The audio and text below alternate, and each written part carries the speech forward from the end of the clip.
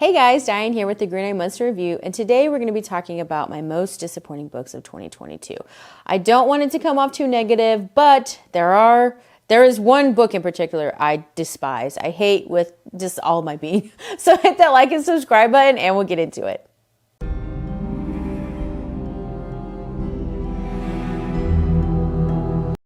Okay, so I figured I would start with my most recent disappointment. So first we have Stolen Tongues by Felix Blackwell. And just a brief synopsis, this is about a young couple. They go off for a romantic weekend in a very secluded cabin. And things do not turn out as planned. He kind of hears her talking in her sleep, and then he realizes, okay, she's not talking in her sleep. She's actually whispering to somebody. And the story just goes from there. It's almost a haunting story. It kind of follows them home. And it started out pretty strong. I didn't really enjoy the banter between the two. It felt a little forced to me, and it almost felt like he had to coddle her to where she really couldn't handle the truth of anything. So that I didn't really like. And as the book progressed, I was like, okay, it had its ups and downs, but I felt like it was a pretty strong story until we got to a certain point, and I was like, okay, this is the twist I've been waiting for. This is this big old deal that you are upset about. Like, that really didn't make sense to me. I almost felt like it was borrowing someone else's trauma, and it just missed the mark. And after that, I was like, just completely checked out. I'm kind of surprised I actually finished it. But at that point, I was like, well, I'm almost done. Maybe there's some redeeming factor, and there wasn't. This just did not hit the mark for me. Not a fan. And it's really sad because I really had, some relatively high hopes for this book. And next we have The Worm and His Kings by Haley Piper. And I hadn't heard anything about this book. I came across it because I was just looking for a short read, and I found this, I think it was on Audible. I found this on Audible. It was supposed to be a cosmic horror novel. And this is about a woman, her fiance goes missing in the underground tunnels of New York City. And there's a lot of homeless people going missing. And there's a lot of weird stuff going on. So she goes under there and is looking for her. The start of this book, I probably should have known. Even the beginning wasn't very strong, but I was thinking, maybe it'll pick up. Maybe there'll be some redeeming factors as I proceed in the book, which it was just okay. There wasn't anything really new and inventive about it. I didn't feel like it was very, I almost felt like it was just too much. You almost saw the monsters too much. And it just felt like, sometimes less is more. I feel like with cosmic horror, there's a fine line where it's, do you want to see behind the curtain? Do you not want to see behind the curtain? And I feel like this one, it was almost just everything was exposed. And I don't really like that. You want some resemblance of secrecy, because if everybody knows, it's not very cosmic-y. If I don't know, it just didn't hit the mark for me. And that was The Worm and His Kings by Haley Piper. And then we have The October Boys by Adam Millard, and this was on my Halloween TBR, and I was so excited for this book. I found the cover, and it was so fall. It felt so Halloween. It's about 4 young boys. They're going trick-or-treating, or maybe it's 5. And one of them gets kidnapped. And then you have a dual timeline where they're adults and they're kind of healing from this, but then it starts happening again. And the thing I really didn't understand about this book was they're all supposed to be like best friends. They're all supposed to be really interconnected, but I didn't really feel that from the banter. I didn't really feel that like through their lives. I didn't feel like there was a whole lot connecting them besides this trauma, which, can link people for the rest of their lives. But I don't feel like it was like this like really camaraderie, ness of all these like fun stuff like kids do. Like, just a prime example is like the kids in that book it's so well grounded that you feel they're going to be the friends for life. When they come back together, it's, magical. They have the same bond. But with this, I didn't feel any of that. And I felt like it moved too quickly, but it was kind of slow at the same time. And then all of a sudden it was done.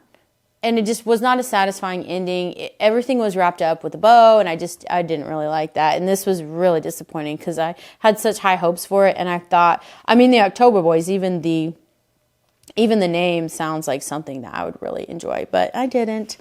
And then we have The Yellow Sign by James Hodge. And this is a disappointing book, but I wouldn't say it's a bad book. It's actually, I do like this book. I was just disappointed because I was expecting so much more. And this is a book about a detective with the FBI, and her partner goes missing, so she's going to look for him. And the last place he was known to be was trying to infiltrate a cult. And she had successfully infiltrated a cult about 6 months or a year prior to this, and she was almost sacrificed, but she ends up making it out alive. And this book was good. It just kind of rode that line of almost knowing too much. Kind of like I said before, with cosmic horror, it's really hard to do. I feel I've found out recently because I've read quite a few that just missed the mark or were just complete crap. This isn't one of those, but there's almost too much of, kind of like I said before, less is more sometimes. And I feel like with this one, everything was just kind of out there on display. But there were some redeeming qualities for this book, and I did enjoy it. It's one of the better cosmic horror books that I've read. It's not the best, so it's kind of in the middle. It's better than The Worm and His King, I'll tell you that much. And then we have a book that I despise, that I hate. I'm sorry, but I don't like it. And that is Verity by Colleen Hoover. And I cannot wrap my mind around why people are so obsessed with this book and this author. I don't understand it. And I don't want to be rude, but if somebody is like, hey, Colleen Hoover is on my top 10, on my top 20 list, I really kind of shut off their recommendations. And I might have an author like that on my list, but you know what? I really have a dual personality. So you might still like it. So, don't shut me off. I can do it, but you can't. But Verity, I just did not, I don't understand the hype around this book. So this is about a woman. She is hired to basically finish another woman's book because she's in coma. And for one reason or another, she starts living in her house with her husband and her son. Yeah, I know, doesn't make any sense. And she's basically going through her diaries, going through her notes and everything, trying to get a good understanding of how she's going to finish this book. Because, the other woman's in a coma and she's trying to finish it and, get it distributed. This book just, the sex scenes, the characters, everything was so fantastical that I was like, is this for real? I mean, it was just, I hated this book beyond belief. And I don't know anyone personally that likes it. I don't know that many people, but there's not someone that I've really run into that I respect that likes this book. So yeah, that was Verity by Colleen Hoover. I don't recommend it. I don't recommend any book that she's written. Based on this one, I'll never read another Colleen Hoover book again. And then we have my number one most hated book of all time. I hate this more than Verity, and that's None Shall Sleep by Ellie Marney. And to be fair, it is a YA book, and I should have known better, but everybody makes mistakes. So this was kind of, to me, it was marketed as a mix between The Silence of the Lambs and Mindhunter. So I was like, oh, that sounds really good. Yeah, it's YA, but, a lot of people like YA. So maybe I'm, missing out on something. I wasn't. This was stupid. It was dumb. So this is about a couple of teenagers, and they are tasked with helping the FBI find another underage serial killer. They're not serial killers, but she was a victim of a serial killer. She had survived. And then his dad was, he had helped capture another serial killer, and I think he had died, which isn't a spoiler. It's like on the back of the book. And so they're tasked with helping the FBI because they know so much about serial killers and FBI stuff. They're like literally 17. Like, what do you know at 17? I've been 17 before. And you know what I knew? Nothing. About as much as they did.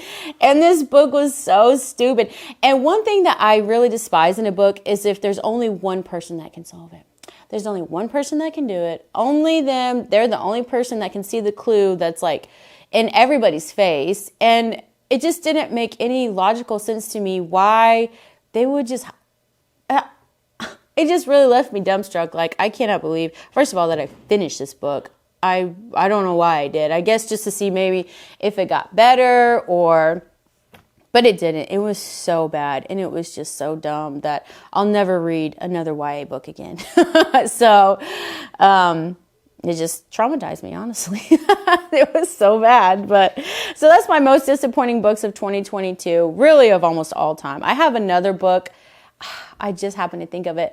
I don't know how I forgot this. This is probably my most disappointing book of 2022 because it is by one of my favorite authors, and that is The Long Walk. I cannot believe I didn't write that. I didn't write it down, but I just thought of it. And so The Long Walk, this is about it's almost a dystopian book where they have to go on this long walk, and whoever survives is like the king for a day or something like that. Something, I don't really remember, honestly, but I don't have to remember because it was that bad. And everyone this is Stephen King's best book. I love this book. I love this book. And I'm like, reading it, and I'm like, is this even by Stephen King? Steve, what are you doing? And I hated this book so much. So this is probably the most disappointing book I've ever read because it was by Stephen King. And because he writes some of the most phenomenal books I've ever read. It's hard to fathom that he wrote Salem's Lot, that he wrote It, that he wrote any of those books, and he wrote that one. So it really blew my mind, and I really just despise that book. I know some people love it, but you're wrong. I don't know what to tell you. So I hope that wasn't too negative, but it is what it is. And I think people like negative videos. I like to watch people's negative videos.